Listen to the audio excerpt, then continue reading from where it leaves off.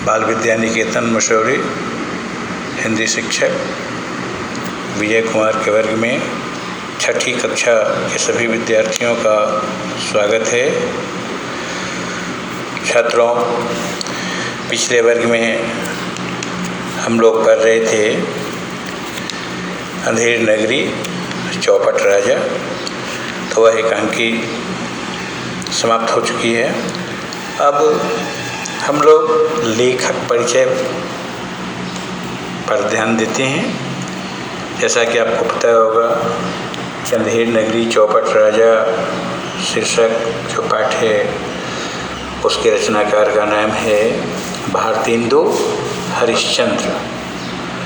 तो भारतेंदु हरिश्चंद्र के संबंध में संक्षिप्त जानकारी हम लोग प्राप्त करते हैं।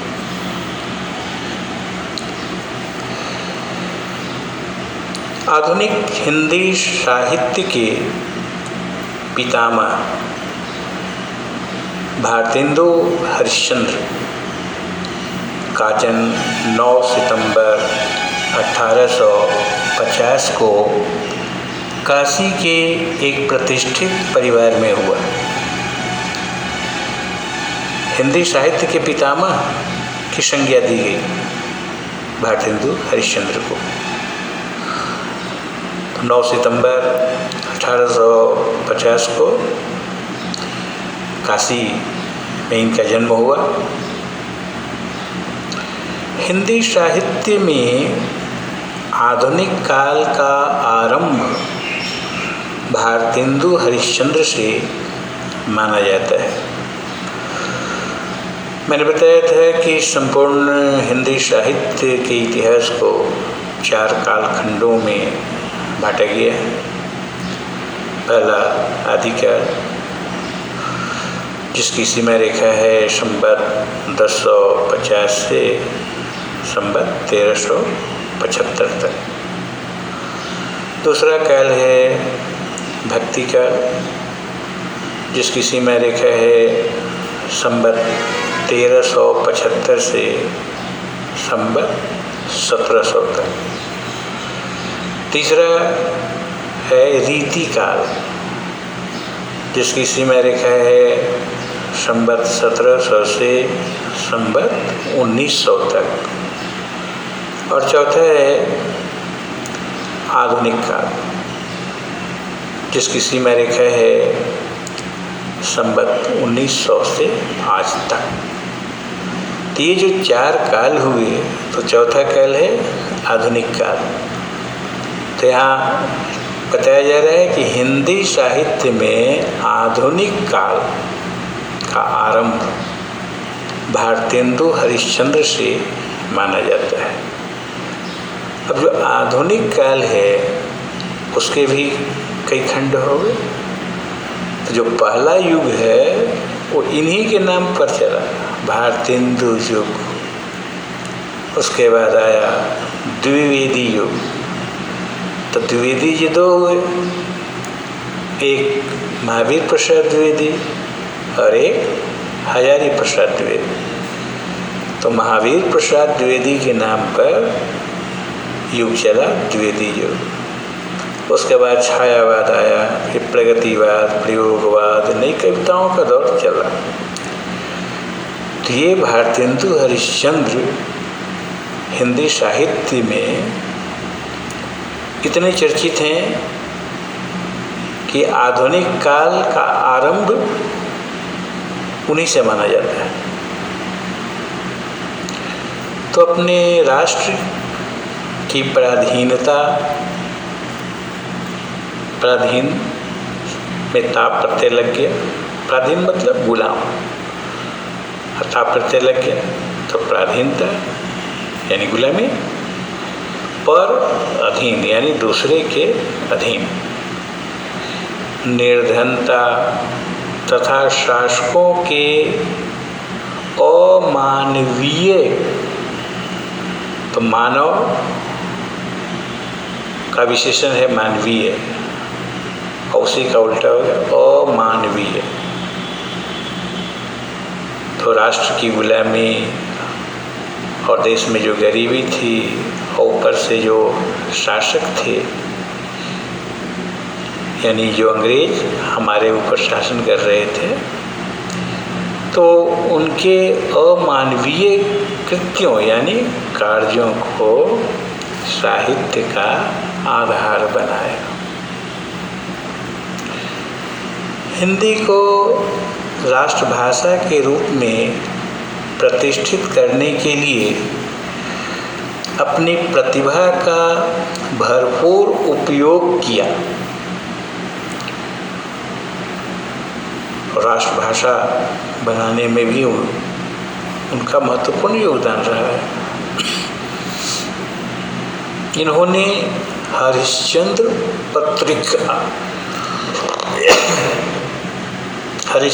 पत्रिका, कवि वचन सुधा, बाल विबोधिनी पत्रिकाओं का संपादन किया।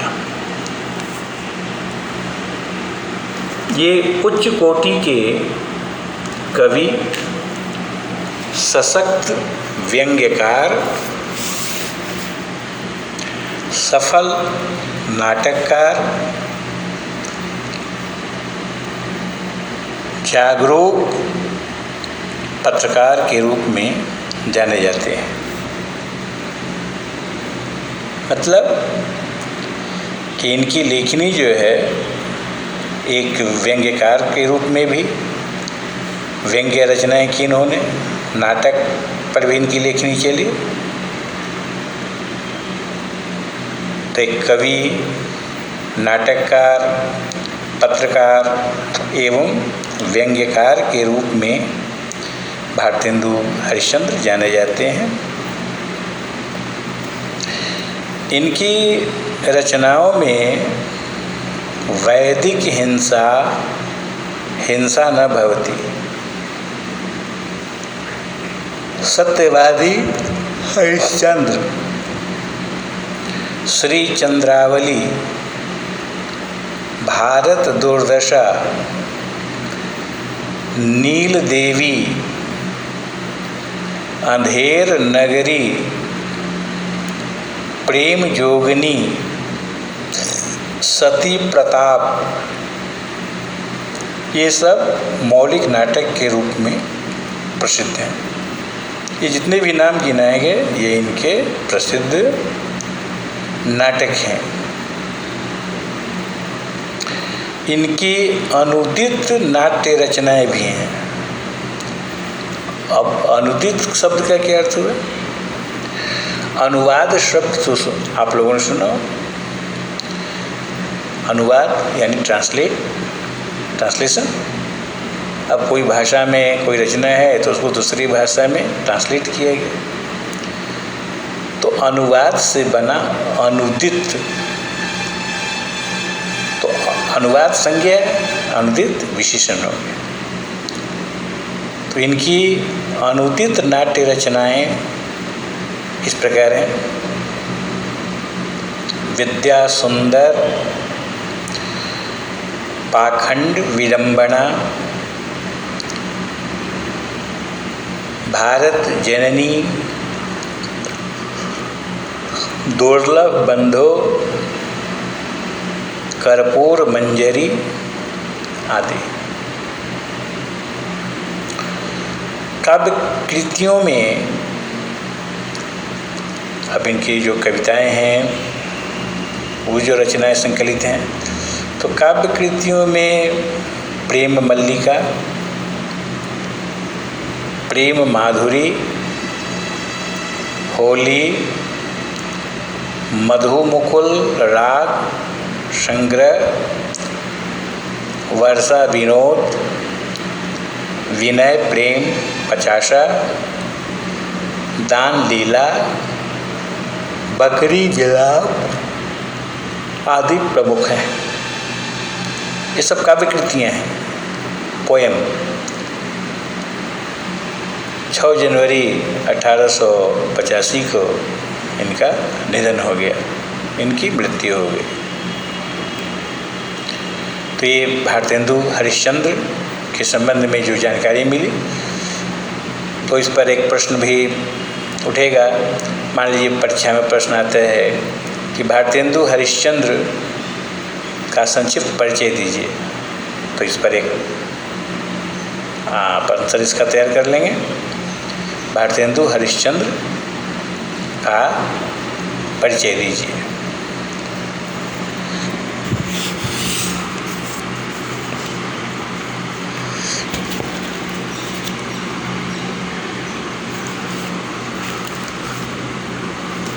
अब हम नज़र डालते हैं इस पाठ में प्रयुक्त शब्दार्थ पर। तो कुछ शब्द ऐसे हैं जिनके अर्थ क्लिष्ट हैं, तो उनको समझ लेते हैं। भिक्षा यानी भीख।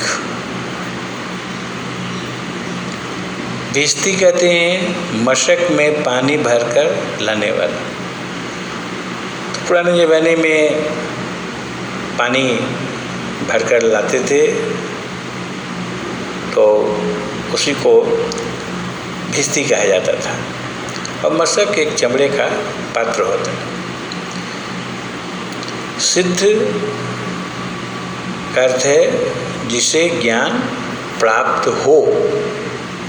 जैसे कोई सिद्ध पुरुष होता है, तो ज्ञान प्राप्त हो गया। फरियादी कहते हैं न्याय की मांग करने वाला। तो फरियाद का अर्थ होता है शिकायत, और उसी का विशेषण हो गया फरियादी। तो न्याय की मांग जो करता है उसी को फरियादी कहते हैं। गरड़िए का अर्थ है भेड़ बकरी चराने वाला। जो भेड़ बकरी चराता है उसी को गरड़िया कहते हैं, शेफर्ड। एक शब्द आया इसमें टके। तो टके का अर्थ है पुराना सिक्का जिसकी कीमत 2 पैसे के बराबर थी। तो ये शब्दार्थ थे, इनको याद कर लेना है। अब आइए प्रश्न। HW में पहला जो है वो मौखिक प्रश्न है कि निम्नलिखित प्रश्नों के उत्तर दीजिए। तो क्या है कि अंधेर नगरी चौपट राजा के रचयिता कौन है? इन्हें किस नाम से संबोधित किया जाता है? ख महंत के शिष्यों के नाम बताइए। ग महंत के समझाने पर भी गोवर्धन वहाँ से क्यों नहीं गया? घ गोवर्धन कौन सी पंक्ति दोहराता रहता था? और च है कि अंत में फांसी पर कौन चढ़ा? अब लिखित प्रश्न जो हैं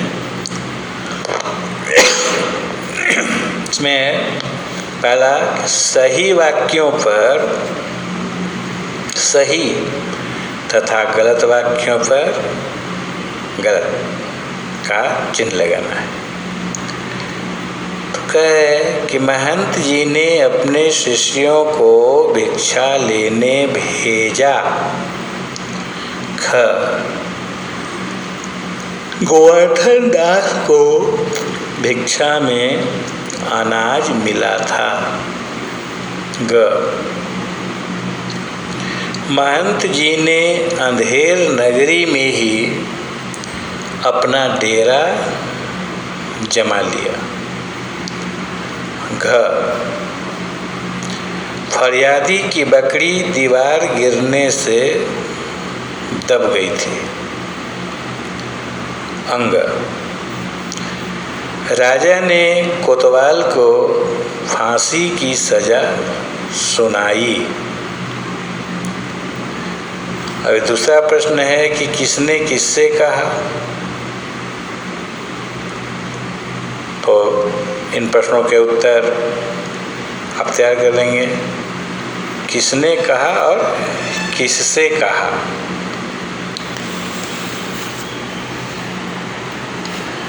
उसके बाद तीसरा प्रश्न जो है वो मिलान करना है। तो एक खंड का हो गया और एक खंड का हो गया। अब बकरी मरी, दीवार बनाई।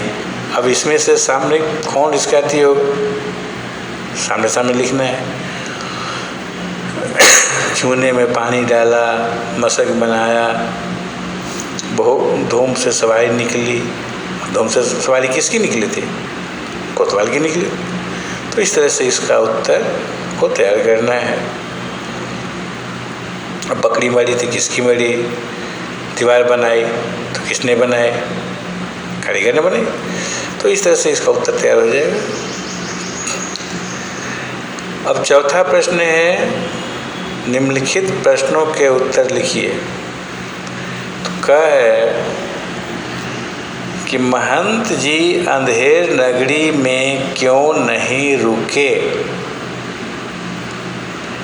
क्या है कि राजा के दरबार में कौन कौन गुनाहगार के रूप में प्रस्तुत किया गया और क्यों?